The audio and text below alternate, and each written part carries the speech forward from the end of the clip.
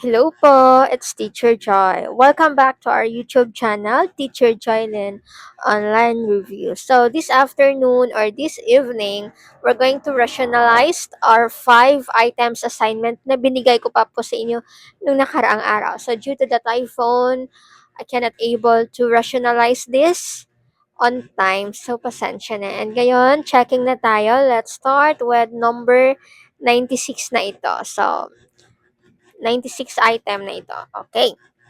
Question. Which level of the technology integration matrix or the theme is demonstrated when a teacher directs students step by step to use a specific graphic organizer software to create a concept map? Ayan na, step by step to use graphic organizer. So the teacher directs students step by step. Letter A, entry. B, adoption. C, adaptation. Or letter D, infusion. This is according to the level of technology integration matrix or the team. So, alin dito kapag si teacher ay magdadirect step by step?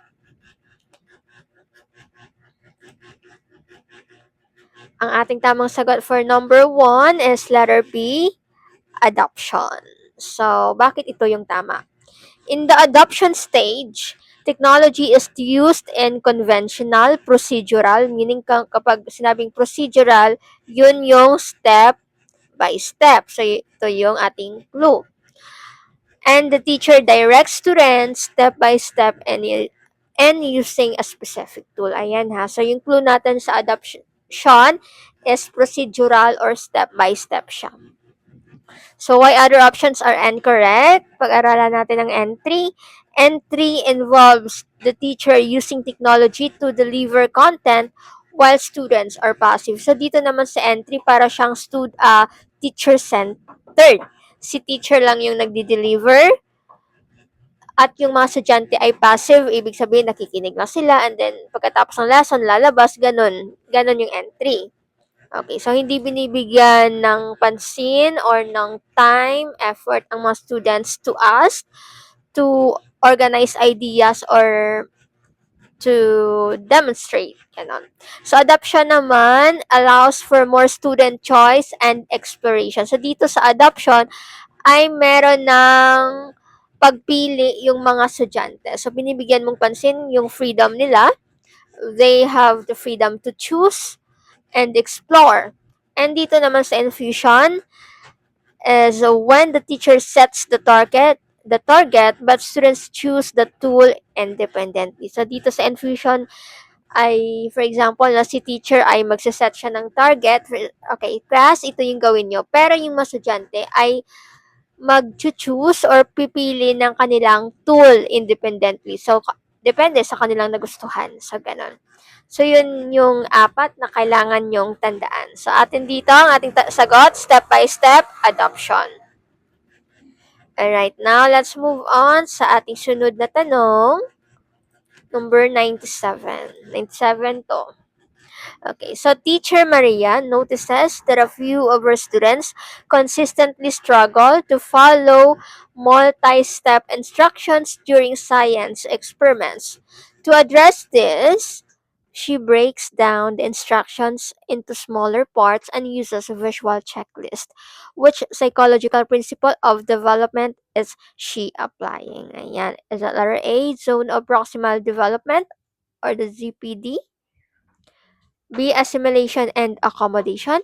C, operant conditioning, or letter D, information processing theory. So, dito, no, sobrang haba ng binasa ko, but intindihin muna natin na ang sinasabi dito sa ating sa ating question number 97, si Teacher Maria daw ay nanonotice niya na iilan lang yung mga estudyante niya, no, ang nagfo-follow ng instructions sa science experiments. So, para ma-address ang ganitong issue, she breaks down the instructions into smaller parts and uses visual checklist. So, para maintindihan ng lahat ang kanyang instruction, ang ginawa ni teacher ay parang dinivide niya into smaller parts and then may visual, no? So, anong ang development ang kanyang ginawa? Ano ang ginawa ni teacher na development? Okay, so I see a lot of you get a correct answer, and that is letter A, Zone of Proximal Development, or tinatawag nating ZPD. So this is according by Lev Vygotsky's Zone of Proximal Development. Yes. So it emphasizes scaffolding. Ano ba yung scaffolding? Providing temporary support like visual checklist and broken down steps to help learners achieve a task they cannot yet to completely on their own. So scaffolding, temporary na tulong yan sa mga estudyante, no? Temporary na tulong yan para ma-achieve nila ang isang bagay. So, yun. So, ang ginawa ni teacher ay nag-provide siya ng mga visual checklist. Diba dito? Nag-provide siya ng visual checklist ito to help the students. So, ayun, kapag na-gets na ni student or nakaya na nila, na-overcome na nila, of course, hahayaan ni teacher na matuto sila on their own. Ganon yung ZPD or Zone of Proximal Development natin. Okay, so now let's move on sa assimilation and accommodation. Sa assimilation and accommodation, ito ay um, nag-relate sa ating cognitive schema alterations. It's more on the brain. Ayun. So, conditioning naman ay tandaan na natin dito yung rewards and punishments, no?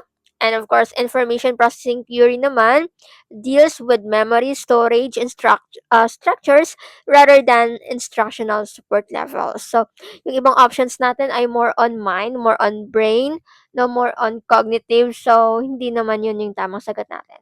But here, we're referring to scaffolding, the zone of proximal development. Letter A ang ating tamang sagot. Ayan, letter A. So, I see a lot of you get the correct answers. 2 points na agad. And now, let's move on sa ating panghuli. Okay, pangatlong tanong pa lang. Number 98. So, under the Code of Ethics for professional teachers in the Philippines, which of the following actions is strictly prohibited regarding political involvement? Ayan na, strictly prohibited. So, ibig sabihin, bawal gawin. According sa Code of Ethics for Professional Teachers. Ayan. Is it letter A, voting in local and national elections? Dapat ba hindi ka bumoto sa local tsaka sa national na mga elections as a teacher? Or letter B, expressing personal political opinions on social media accounts. Ayan, bilang teacher, bawal ka mag-express ng yung political opinions sa yung mga Facebook accounts, Instagram, ano-ano yan, TikTok, okay? So, letter C, using one's position or classroom authority to solicit support for a candidate. So, ito ay nagso-solicit ka ng pera sa iyong mga kabataan or students to support a government candidate. Letter D, attending political rallies outside of school hours and duties. Dito naman ay mag-a-attend ka ng mga rallies, political rallies, no? Outside of the school hours, meaning labas na sa school hours ng yung pagtuturo and duties. Ayan. So, ano yung tamang sagot natin? According to Code of Ethics for professional teachers in the Philippines, ano yung dapat hindi dito mangyari? Number 98.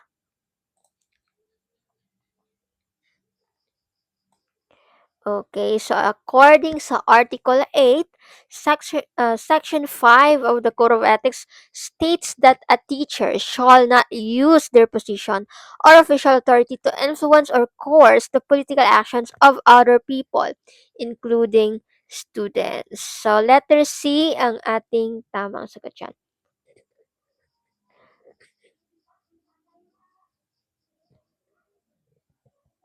Using one's position or classroom authority to solicit support for a candidate. So, ayan na, sinasabi, very clear sa ating Article 8, Section 5, na dapat ang mga teachers ay hindi nila dapat gamitin ang kanilang position, ang kanilang official authority, no, para ma-influensyahan ang mga kabataan, especially kanilang mga estudyante sa mga political issues or actions or mga candidate na yan. So, bawal yan, no? Bawal magsuporta.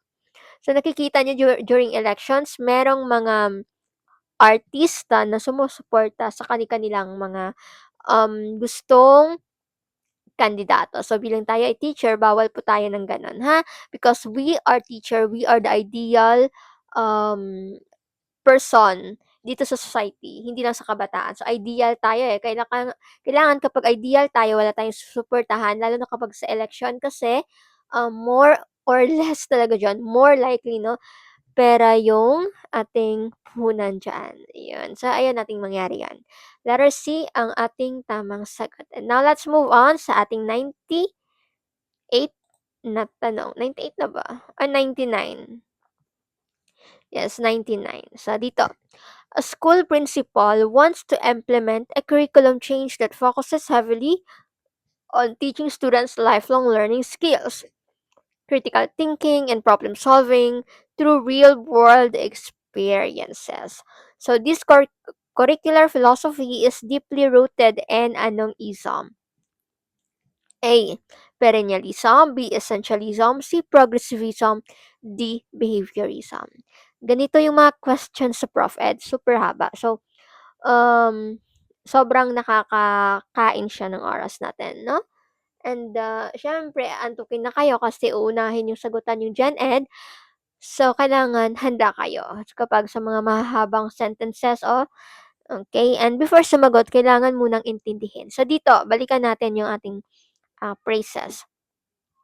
A school principal wants to implement a curriculum change that focuses heavily on teaching students lifelong learning skills, critical thinking, and problem solving through real-world experiences. So, gusto ni principal, no, ng kanyang mga students ay maturuan ng lifelong learning skills, ng critical thinking, at saka ng problem solving sa pamamagitan ng real-world experiences. So, anong isom yan?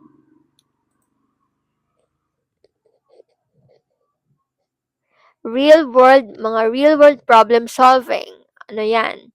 Okay, ang tamang sagot natin ay progressivism. Siyempre, yan ay kay John Dewey, learning by doing. So, ganun yan. John Dewey, learning by doing. So, yun ang progressivism. Ang gustong ipakita dito ng progressivism, yung mga real-world problem solving and to prepare students, no, para sa kanilang ever-changing world. Ayun, tandaan nyo lang din, learning by doing. Siyempre, mas natututo ang isang bata kapag ginagawa niya ang isang bagay, 'di ba? Kaysa nakikinig lang siya, sinusulat lang niya, so mas natututo ang isang bagay or ang isang estudyante natin kapag sila ay part ng ating lesson or kapag sila ay ginagawa mismo nila, dine-demonstrate nila. So 'yun, progressivism. When we say perennialism naman, it focuses on everlasting truths and classic literature.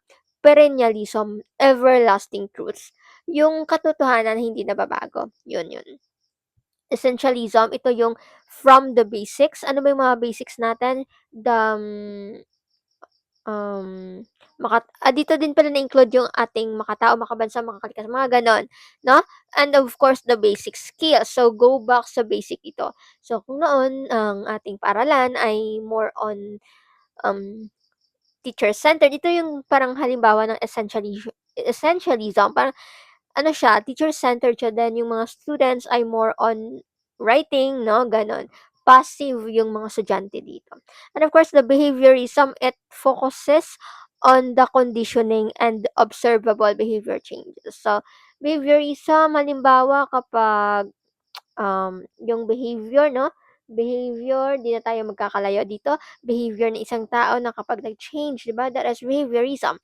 Also, hindi lang naman behavior, pwede din kapag sa isang classroom, no?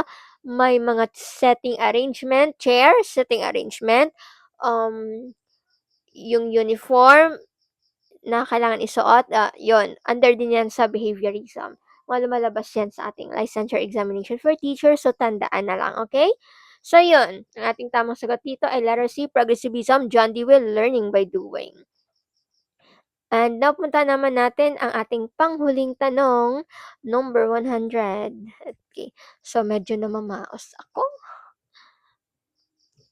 Okay, so Mr. Santos designed an assessment where students must create a fully functional budget plan for a mock family business. Which type of assessment is best illustrated in this scenario? Is it letter A, diagnostic assessment, B, authentic assessment, C, placement assessment, or letter D, traditional assessment? Mr. Santos, designed an assessment where students must create a fully functional budget plan for a mock family business. So, ano yung assessment na gagamitin sa ganitong scenario? Kasi gusto ni Mr. Santos na mag-create ng isang fully functional na budget plan para sa family business nila. Anong assessment? Okay. Siyempre, di tayo magkakalayo dito. Dito tayo sa authentic assessment. When we say authentic, dapat makatotohanan. So, yun yung gustong ipakita, di ba? Budget plan for a mock family business. So, dapat totoo.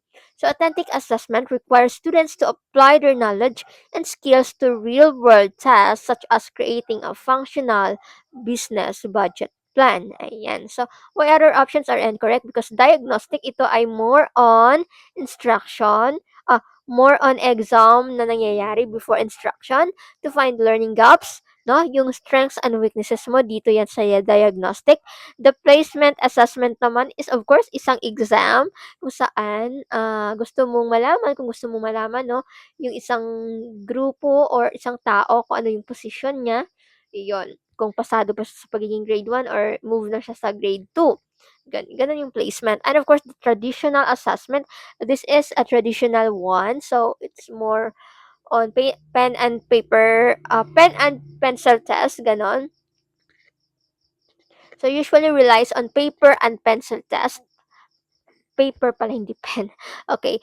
Paper and pencil test like ang ating mga multiple choice tsaka true or false. So, yun yung mga example ng ating traditional assessment. So, dito, ang tatlong ito ay nangyayari talaga sa instructions ni teacher. Pero yung authentic assessment is parang under siya ng mga models tsaka mock-ups. Model tsaka mock-ups. Ayun. So, yung mga ano natin, realia, no? Ang mga model, mock-ups, ano pa ba? Demonstration, mga ganon. So, yun yung mga grupo niya. Okay? And dito ang ating tanong masagot ay authentic assessment. It means real-world setting, real-world task. So, ayun. Letter B ang authentic assessment. So, yun lang. Thank you so much for listening. Once again, this is Teacher Joy. Please don't forget to like, share, and subscribe. Thank you so much, everyone.